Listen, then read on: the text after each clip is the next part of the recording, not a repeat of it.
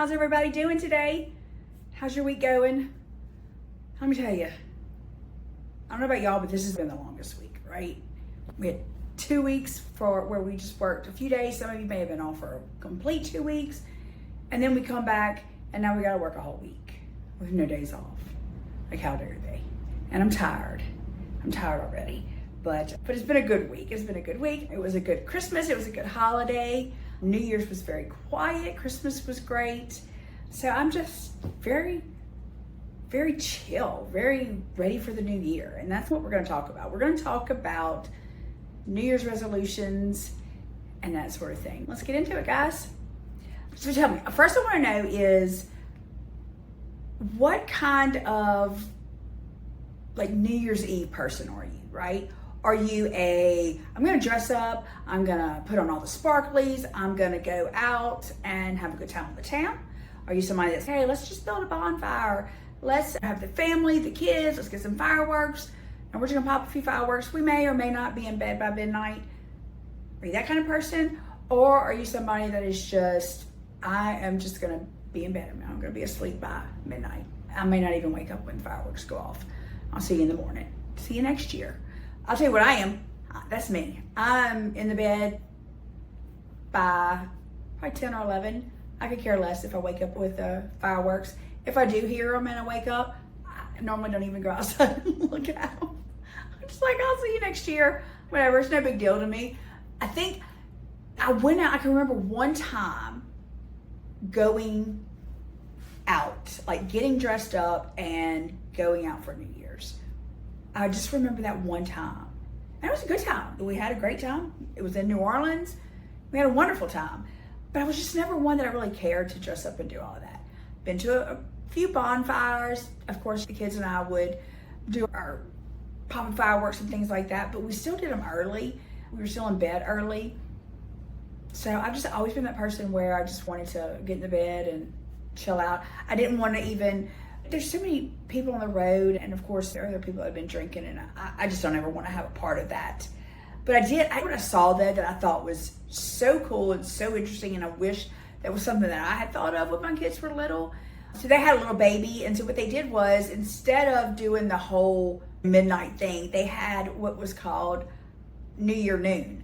So what they did was they had a party and celebrated, and then at noon they just acted like it was midnight.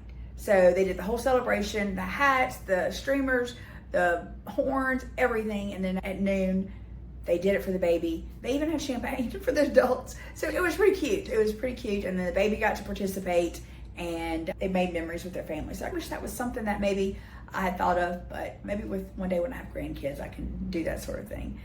But let's talk about New Year's like superstitions that they have. One of them is, the only one that I can think of for New Year's Eve is like kissing somebody at midnight, and then that's supposed to be the person that you're with for the rest of the year. And I'm gonna say something that's very embarrassing. Like, I don't ever remember kissing anybody at midnight. I don't know if I ever have. I'm sure I did. I'm sure I kissed my ex-husband at midnight. That was 20 years ago, but I'm sure I did. I'm gonna go, yeah, I probably did, if I was awake. But other than that, it was never a big production where I was like, kiss somebody at midnight. So that wasn't a thing for me. I do know like superstitions for New Year's Day. So there's always that, of course, of what we're gonna eat. So it's ham, which is for, what is ham for? Oh my gosh. It just totally went out. Let me see if I have it in my notes. I just totally went out of my brain. I had it. I know cabbage is for like paper money. Oh, ham or bacon, like abundance. You're gonna have abundance of happiness, abundance of love, abundance of just whatever the good stuff is, you're gonna have an abundance of it. Cabbage is like paper money. The black-eyed peas are supposed to represent coins. Never heard that, I just knew to eat black-eyed peas. And then the cornbread is like gold, and it represents like gold and wealth and riches. Do y'all know of any other foods that you're supposed to eat on New Year's Day? I don't know of any. That's just what we've always done in my house, and we still do. Just your basic kind of stuff. I do know that you're not supposed to wash clothes, do laundry, or clean your house on New Year's Day, because that'll be what you're going to do for the rest of the year. And I had a friend tell me, I'm not going to say her name because I'm not going to call her out, but I had a friend that told me, she asked me, I think it may have been like New Year's Eve, like earlier New Year's Eve, or maybe a couple days before. She asked me if I was going to do this on New Year's Eve. And I was like, what? And she goes, are you going to eat grapes on New Year's Eve? And I said, no, I hadn't planned on it. Like, why would I eat grapes? What would that be for? And she said, you're supposed to eat grapes under a table on New Year's Eve, and that it means that year you're going to meet like the love of your life. Okay. I've never heard of that. And I said, you obviously do this. She goes, yeah, I do it. I said, so why are you so single then? It don't work, does it? And she's like, you still need to do it. And so I asked her New Year's Day, I was like, did you eat your grapes? She goes, yeah. I set my alarm for midnight, and I got up and I went downstairs and I opened my front door, because that's part of it. She opened her front door, she got under her table, and she ate her 12 grapes. We will see. We will see if she meets the man of her dreams this year. I will keep y'all posted. I don't have great faith that she will, since she's done this in the past and she has not. But hey, I'm going to root for her. She's a very good friend, so I'm going to keep rooting for her. And remind her again next year, if she hasn't found somebody, to go ahead and eat those grapes again and see what happens. But so another superstition that I think a lot of us have is we make a New Year's resolution. And some people like are staunch against, they're like, I'm not going to do a New Year's resolution. Some people every year do it. Every year is usually the same thing. The same resolution. You'll see it like post on Facebook, new year, new me, blah, blah. And it's kind of like, okay, Betty, you're right. Yeah, like you're probably going to it's going to be a new year. And it can be a new you, but it's not going to be a new you unless you make changes. You can't be the same person you were and expect changes, even with your New Year's resolutions.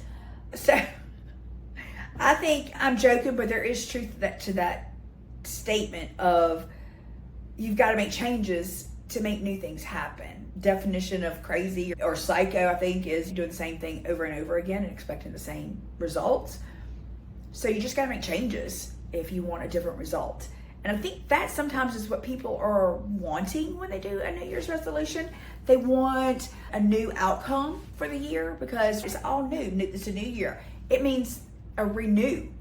It means we can start over. All the bad stuff that happened the past year, we can forget about it. We're starting fresh. We got a clean slate. And I think that's what makes people love New Year's, is that they know that, okay, we can start over again. Even though you don't have to. You don't have to wait till New Year's. You can have a bad day and the next day we start over. So you don't have to wait till New Year's, but a majority of people do, which is great. And if that helps people and they set their minds that they're going to do things, then that's wonderful. I think it's great that people have things to look forward to. But I wanted to delve into it more and find out what resolutions are done in the past, like kind of the statistics on it. So I did find a survey that was done. It was done by Forbes. This was in 2023. And it says that 30 to 40% of people make resolution. And honestly, I thought that number would be higher. I know not everybody does it, but I was thinking probably around 60% of people make a New Year's resolution. And this survey was done, of course, all for adults. Children were not involved in this survey. The number one resolution, well, there was actually like a tie. So it was that people believed that mental wellness and physical wellness went hand in hand. They were the top two, and they pretty much tied at 50% together, or 55% together, which I can see that. I think most people are saying, oh, I'm going to hit the gym. Oh, I'm going to maybe start therapy, or I'm going to do X, Y, and Z to get my mind better. Even exercising can help get your mind together. So I think those two probably, that is two that I thought would be at the very top. So another thing is that, 90% of people fail or quit their resolutions. And do you know by when? By February. 2 months. 2 months. I know that a lot of people don't ever finish their resolutions, but I figured it'd be a big number, maybe like 30, 40% by February would have failed or quit doing their resolution. And then it tapered off like throughout the end of the year. But I didn't realize like it was 90% by February. 90, that's a lot. And then it also said that only 88 or 9% of people actually achieve their goals or achieve their resolution. So I think that says a lot about our society. And I think that it says a lot about where we are as a state of people. And so I wanted to go into that more of why are we not completing our resolutions? Why are we quitting our resolutions within 2 months? And I am including myself in this. Do not think that I'm out here doing all this correctly, because I'm fixing to tell you a story that will show you exactly what I'm talking about. But I wanted to know that, and so we're gonna delve into that in a minute of kind of the reasons why I think people don't complete their resolutions and don't have that mindset to do it. And hopefully we can get some answers that will help them to do that. But first, I'm gonna tell you a little story. So in 2023, I turned 50. So I'll be 52 this year. And in 2023, I was turning 50. And so I had the great idea, which to me, I think is still a great idea. I think anybody should do it. It doesn't have to be when you turn 50, but I titled it 50 at 50 in 2023. So what I did was I listed 50 things I wanted to achieve within 2023. And this was New Year's resolution. This was starting January 1st. And I'm going to read off a couple of these for you, a few of these. I wanted to go see lights in New Orleans, Christmas lights in New Orleans. I wanted to make treats for my neighbors 3 times a year. I wanted to host friends for 6 themed dinners throughout the year. So like every other month or so, which I really do still want to do that. I wanted to take a leisure class. I wanted to go see an off-Broadway show in New Orleans. I wanted to go to Laurel, Mississippi. I wanted to go to Wyoming. I wanted to attend 2 concerts. I wanted to memorize a scripture a week. I wanted to build a pizza oven outside by myself. I wanted to adopt a single mom for a month and help them with things around their house, whether it's cleaning, whether it's organizing, whether it's sitting down with them and helping them work out a plan for their finances and how they maybe, if they needed to make extra money, how they could do that. Watch the kids for them so that they could go get a haircut, or they could just go to the grocery store by themselves, or they could do whatever, go get coffee with friends, or if they just wanted to go to Target or whatever they wanted to do, that I could be there, I could watch the kids for them so that they could go do some of those things for the month. So I wanted to adopt a single mom for a month and do that. Let's see. I wanted to learn to make my nanny's chocolate pie. I wanted to learn to make like fresh pasta. Let's see. I wanted to read 25 books in the year. Yeah, so I wanted to host extended family for a family reunion. And I will tell you, that didn't happen that year, but that did happen this year. And I'm so glad I did it.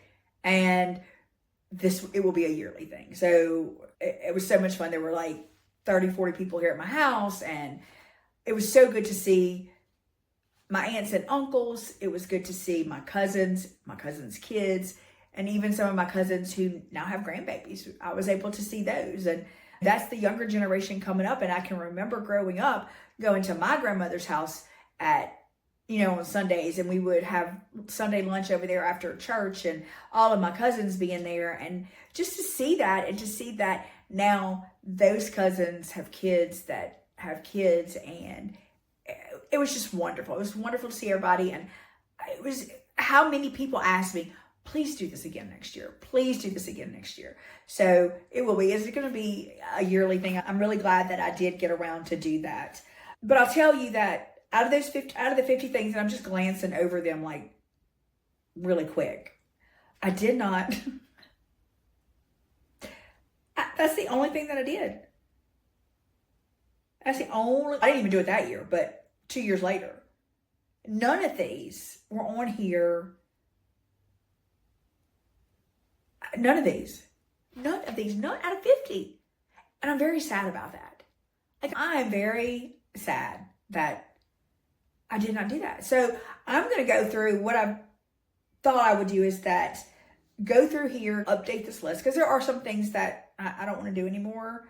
So I'm going to change these out and I'm going to work on these. And actually, because of what I have found in doing the research for this show, I'm going to go back and actually modify a lot of them too, because I do see where some of these could be mistakes. And you'll see, and I'll point out some of these like as examples of what the mistakes are as we talk more about like resolutions and what we can do to maybe complete those. But I think there are several reasons, and I just have 3 reasons of why I think that resolutions are not kept and completed. So I think the first one is that we give ourselves unrealistic goals, right? Oh, I'm going to go to the gym every day, 5 days a week, or I'm gonna run a marathon in 2 months. Whatever it is, I think that sometimes they're unrealistic. Because if we really sit down and think about it, if you have a family, if you're in school or you have a job and a family, going to the gym 5 days a week, every week, might be unrealistic. Just because of the fact that of time-wise, people get sick, you get sick, and sometimes we have to adjust that and give ourselves grace that has to be adjusted. And there are ways that we can do that. And so we need to make sure that our goals that we're going to do is realistic. Like, I'll give you one on here when I was just glancing through these, is that I wanted to pay off my house this year in 23, which was what, 2 years ago, almost 3 years ago. Yeah, it was 3 years ago. And which means that I just bought my house in 2019 and this is in 2023. So I'd only been paying on my house 3 or 4 years. 4 years. So did I really think that I was going to pay off my house in a year? Like, where was I going to get that money from? I understand I got extra jobs and other things that I do. But was that really realistic? That I was going to pay off my house in a year after I've only paid on it for 4 years? That's pretty unrealistic. So the number 2 is that I think that our goals sometimes are too broad. And that we don't have a plan. We just say, oh, I'm going to eat healthier. That's what I want to do. I'm going to eat healthier. What does that mean? What does I'm going to eat healthier mean? Does that mean that I'm going to cut out all carbs? Does that mean that I'm going to incorporate more vegetables, more fruits into my diet? Does that mean I'm going to cut out all sweets? What does it mean? Because it's too broad just to say I'm going to eat healthier. So we need to be very specific about what it means that we're going to do, what our goal is. Too broad. We need to be more and more specific on what those are going to be. And then again, we need to have a plan. So let's say, okay, I want to eat healthier. We're going to shorten that up. And let's just say I want to eat more fruit. I want to have more fruit in my diet. Okay, great. How are you going to achieve that? Like, how are you going to get to that goal of having more fruit in your diet? Okay. Well, let's say I'm going to have a piece of fruit with my breakfast and a piece of fruit with my dinner. That's what I'm going to do. And I'm going to make sure that happens 4 times a week. Great. Now you have a plan. Now you have a very specific plan of, I'm going to add a piece of fruit for breakfast and a piece of fruit for dinner 4 times a week because I want to try and eat healthier. And granted, is that like the healthiest thing? Because look, we could be sitting here eating a hamburger with French fries and then put an apple beside it. Are we eating healthy? Probably not. But it's about getting started. It's about getting started, having a plan, and that's what you're going to do. We're going to work with that plan. We're going to make our goals just a little bit more specific, not as broad, and have a plan. That's what we got to do. So that's what I think, that our goals are too broad. They're not specific enough, and we don't have a plan. We don't know how we're going to do it. You got to have a plan. Like, I can't wake up in the morning and go, okay, I'm eating healthier, and then you go look in the pantry and you have nothing in there healthy because you haven't planned. You haven't brought healthy food into the house. So there has to be a plan. I think another big reason is that we lose motivation, right? We can all relate to that. at the very beginning, we're like very gung-ho, and you will see that on Facebook, that I got it, this is it, I'm going to the gym every day, blah, blah, blah, I'm going to lose all this weight, blah, blah, blah. And then we get down to it, and a month or two later, because we have setbacks, because we didn't have a plan, and because our goal was too broad, so we start losing that motivation because we're not reaching our small goals that we set. We just said, I'm going to go to the gym. Okay, but how are you going to accomplish that? What's your plan? Are you going to go to the gym in the morning for work? Or are you going to go to the gym when you get home? How long are you planning on staying at the gym? Or you don't have to go to the gym. I'm just going to go walk around my neighborhood. Okay, great. That's great. So when are you going to walk around your neighborhood? Are you going to take the dog? Are you not going to take the dog? Like that is, and when we don't do those things because we don't have a plan, then we start losing motivation. And when we start losing the motivation, I think that then the next phase kind of starts in. And I think this is really kind of where I kind of want to get to, because I think a lot of people suffer from this. I know that I suffer from it a lot, and I have tried to do better, and I'm still trying to do better, is that when we don't meet those goals and we start losing our motivation, we start having a bad internal dialogue. I knew you couldn't do it. I don't even know why you're trying. Why were you even trying? You knew you weren't going to get up at 4 a.m. to go to the gym. You knew you weren't going to go walking. You knew you weren't going to eat a piece of fruit with breakfast and dinner. Please. You weren't going to do it. And so that internal dialogue it perpetuates, and it keeps going, and it gets bigger and it gets bigger. And we lose motivation, and we're like, I'm just not going to do it then. I'm not doing it. So by February, guess what? Nobody's doing anything. But I think we can take that and we can move it over to our life and just everyday life. I am a big believer that our words have power. I can remember growing up, and my daddy would tell us, girls, you can tell somebody you love them, but they know by the tone in your voice that you hate their guts. And when I was younger, I didn't really understand what that meant. I did, but I didn't.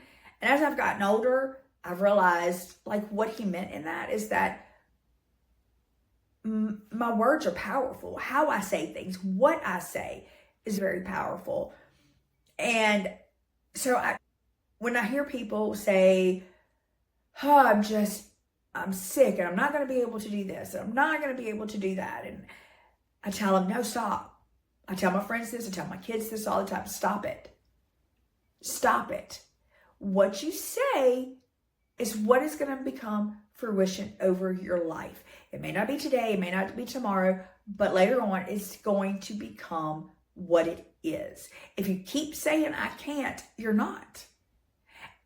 And I am guilty of that because, trust me, my friends have told me the same thing. Quit saying that. Quit saying that. You can't say that. And so I have to remind myself, no, I can't say that. I even have, if you come to my house, and I have a few friends that have, and if y'all have come to my house, you can talk about it because I don't mind. I'm talking about it here. In my master bathroom, there's one side of my bathroom that is a sink, and it has a mirror, of course, that just doesn't get used. And so what I did was I went in there and I just wrote in big letters, I wrote, I am, and then dot. And I'm crying. I don't mean to cry. But then I started writing all the words that I never speak to myself. Y'all, I'm a big titty baby. And it was words like worthy and beautiful and calm, compassionate, smart. And it's just a wall full of those words. And so when I get up in the morning and I go in there, I see those words. And for a while,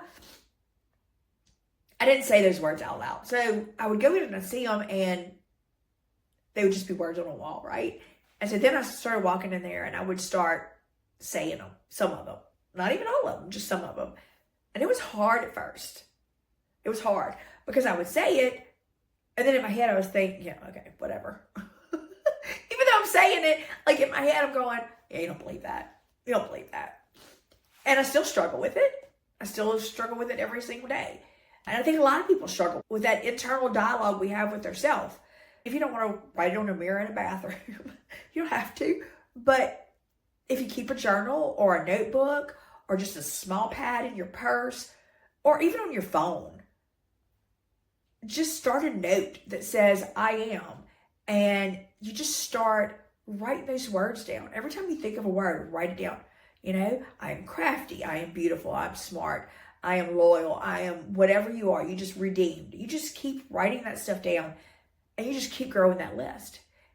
And I encourage you every day before you go to bed or when you wake up to take that list and actually read it out loud.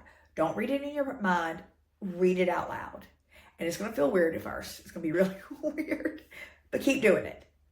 Keep doing it. And it'll almost become like it's second nature to you to read it. And like I said, I still struggle with it. I still struggle with believing everything that is on there.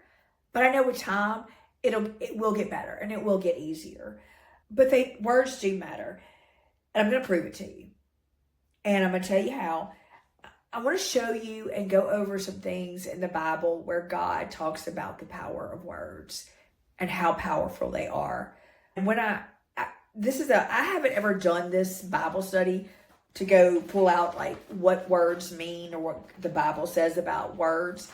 But after doing this and pulling out these few little scriptures that I did, I think that might be one that I do is that I go in and I just, every scripture that talks about words and what they do and how they affect. And I'm going to write those down.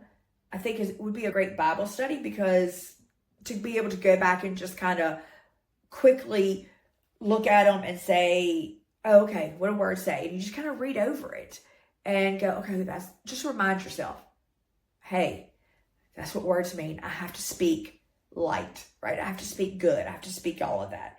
So let me do that. Let me open up first, and I think it's Matthew. Let me see. Yeah, let me go to Matthew first. Let me go to Matthew 12, and it's Matthew, wait, let me see. I'm sorry. It's Matthew 12, 36, and 37. So I'm going to read. This is Jesus talking. So these are words directly from Jesus' mouth. And he says, and I tell you this, you must give an account on Judgment Day for every idle word you speak. The words you say will either acquit you or condemn you. And I think a lot of times we think about what we do and things that we do and sins that we do, and we think about actual actions, right? And I'm going to be extreme. We think about murdering somebody, or we think about kidnapping somebody, or we think about just different things that are an actual action, cheating on our wife or our spouse. And we think about those kind of things as to what we'll be judged on when we go to heaven. God is telling us right now that we must give an account. Not maybe, not we'll look at it, not, I don't know. It depends on if you did a lot of good other stuff, we won't look at these. But he is saying that we have to give an account on Judgment Day for the words you say will either acquit you or condemn you. So just your words, no matter how good of a person you are, no matter if you've committed no other sins or you've repented of all your other sins, but then you're speaking idle words, are they going to condemn you? And so words matter, right? Words, what we say. I'm going to give you a definition of what idle is that they're careless, useless, or empty. They lack truth, love, or good purpose. That's what an idle word is. So we got to be careful what we talk about. They're careless, useless, or empty. In other words, God's telling us, you know what? If what you have doesn't have value, if what you're fixing to say to somebody doesn't have value, don't speak it. Don't say it. That goes for yourself also. If what you're saying to yourself doesn't have value and it's empty, don't say it to yourself. If God doesn't want us to say it to others, he definitely doesn't want us to say it to ourselves. So let's just remember that one. So that's, again, I'm going to say that's Matthew 12, 36, and 37. And then let's go to Proverbs, right? So there's a few in Proverbs. So Proverbs 11:9, and let me see, where's it at? Okay, 9. With their words, the godless destroy their friends. So with their words, the godless destroy their friends. And how true is that, right? People who we've had friends that have said things and man, it just kills us. Or they say things about maybe their business, your friend's business, or their marriage, or their kids. And your words, because you're speaking idle words, which are empty, right? And they don't have truth, they end up maybe destroying somebody's family or destroying somebody's business. We need to watch what we say, especially about our friends. Like, we don't want to say things about that. Okay. So still in Proverbs, let's go to 12:18. So 12:18. Some people make cutting remarks, but the words of the wise bring healing. So we just talked about how words from a godless person will destroy their friends. This here is saying that some people make cutting remarks, right? Those godless people, they you have somebody that says something that just cuts you to the bone. And you're like, oh my God, I cannot believe they just told me that. You can literally feel it in your gut or in your heart. I can't believe they just, especially your kids. Your kids will say stuff to you sometimes that just kill you. And we know our kids don't mean it, especially when they're little. But it's that feeling, right? It just cuts us to the bone. But he says here that the words of a wise man are healing. So if we can speak to our friends and speak to them wisely and give them good direction and speak positivity to them and help them through bad situations when we know that they're just down, then, those are healing words for our friends and for our family and even for people that we don't know. So let's go to another one. So 16, so this is Proverbs 16:24. And it says, kind words are like honey, sweet to the soul and healthy to the body. So I like that one. Kind words are like honey, right? Your mom ever told you catch more bees with honey than you do with, what was it? I don't remember now. I was going to say that quote and I can't remember. Or is it just you'll catch more bees with honey? The vinegar. There we go. With honey, the vinegar. Okay, now we're going to go to Proverbs 18. And we're going to look at verse 4 and 21. So verse 4 says, wise words are like deep water. Wisdom flows from the wise like a bubbling brook. And look, y'all, if y'all have ever been to Tennessee or someplace that has those flowing waters and they but shallow and it's just a little brook and you just hear that sound of that water just rushing over those rocks and how calming that sound is. For me, there's nothing better than that. I could sit outside and listen to that all the time. And that's what he's saying here in Proverbs is that, let me read it again. Wise words are like deep waters. Wisdom flows from the wise like a bubbling brook. And then we're going to go to verse 21. And this is probably the one that kind of gets me the most when I talk about how much words matter. And it says, the tongue can bring death or life. The tongue can bring death or life. Your words can bring death or life. And it's true, right? Physically, it can bring death or life. If your words, idle words are out there and they're hurting somebody and cutting somebody, you never know what might happen to that person. But I think for me, what that kind of means is that when we talk about life or death, is that you can kill somebody's soul with words. Or you can bring complete life to somebody with your words. And now let's switch out that somebody to ourselves. We can speak words to ourselves that destroy our soul, that kill our soul. And I think that's the worst harm that we do for ourselves. Or we can talk to ourselves and we can bring ourselves life. we can bring joy to ourselves. And it's not easy. It's so not easy. I'll give you another example of where I'm learning how words manifest for me during the day or in my life. And so I'm just thinking one day, and I'm like, God, I'm talking to God.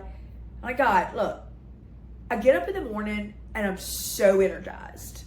I'm making my list of what I'm going to do for the day, and I'm going to do this, I'm going to do X, Y, and Z. I'm going to get all these things accomplished. And they're doable. They are doable things that I can accomplish.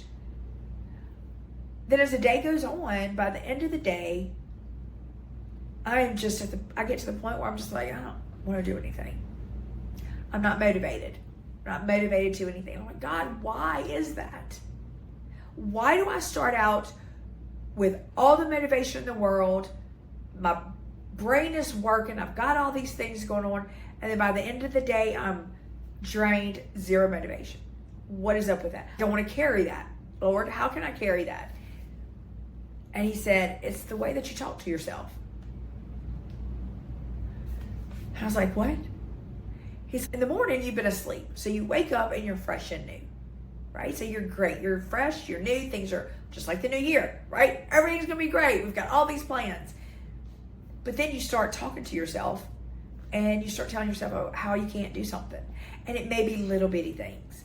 And maybe you just think it to yourself, I'm just second guessing myself, but it's really you just talking to yourself, like down to yourself, right? Oh, you really can't get that done today. You can't complete that today. Or you really think that's a good idea? What if this happens? Or what if that happens? You're second guessing yourself. So by the end of the day, mentally, you're drained.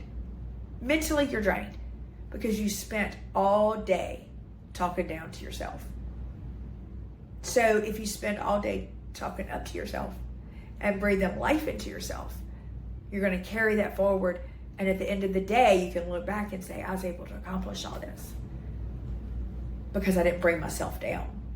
So I think a lot of times we're our own worst enemies when life is concerned, when things happen in our life, and when we can't get things accomplished. I think we are our own worst enemy when it comes to our happiness. We can make ourselves happy. I think a lot of times when people say being happy is a choice, and at first I was like, is it really? Is happiness really a choice? And when I really sat down and thought about it, it is. Because I'm going to choose to say those things to me to keep my happiness alive. Which means I'm not going to talk down to myself. I'm going to be single forever. Or, oh, my kids, I miss my kids so much. Why haven't they come seen me yet? I haven't seen them in 2 weeks. That kind of thing. Or I'm so lonely because I'm in this house by myself. Instead, you've got to flip the way that we think and the way that we talk to ourselves. Hey, you know what? I might not be able to see my kids, but I sure do have FaceTime. I'm going to FaceTime McKaylee tonight. And we're going to talk. And we do. All the time. And when I do, it just fills my soul up. It fills me up with joy when I get to talk to her. And I love it. Because I have her undivided attention. And I have it for however long. And now we've started to do things. She's teaching me to crochet. Good luck with that. We've watched movies and things like that. And when I start thinking about how lonely I am in this house, and I start thinking, maybe I should just sell this house and move to a little apartment, and this house is that big. And then I think, you know what? No, God, you blessed me with this home. I love my home. I'm able to host family at this home, and I love it. So I'm not going to be lonely in this house. I'm going to fill this house with joy. If I get lonely, then, what am I find things to do? I'm going to make myself get up. When do I get lonely? Is when I sit down and I'm sedentary. I need to get up and I need to do stuff. Then I'm not lonely anymore. So I think it's the way that we think about things and how we have to change our attitude and change the way that we look at things, and definitely change the way that we talk to ourselves. So I just want to encourage you to write down, make a list of I am words. I am, and just write them down in a note in your iPhone so you can pull them up anytime. And it may only start out with 5 or 6, maybe 10 words.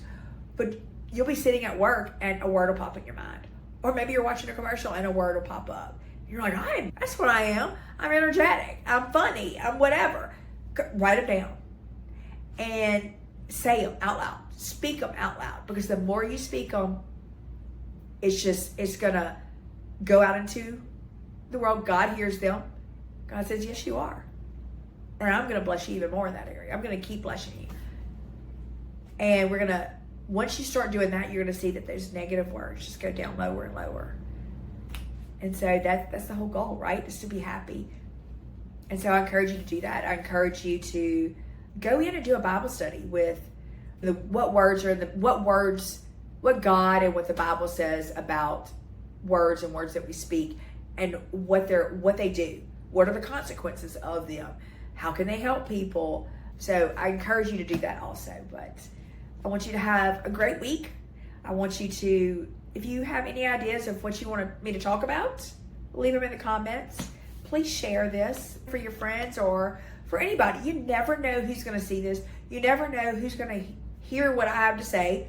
Not that what I have to say is any more important than what anybody else can say, but God uses people in so many different ways and in so many wonderful ways. And you don't know what somebody needs. You never know what somebody else is going through. So I encourage you to share this out so that if it can help somebody else, I would love that. And I will see you guys next week. Y'all have a wonderful week. Have a wonderful weekend. It's Mardi Gras season. So get you some king cakes. Bye, y'all.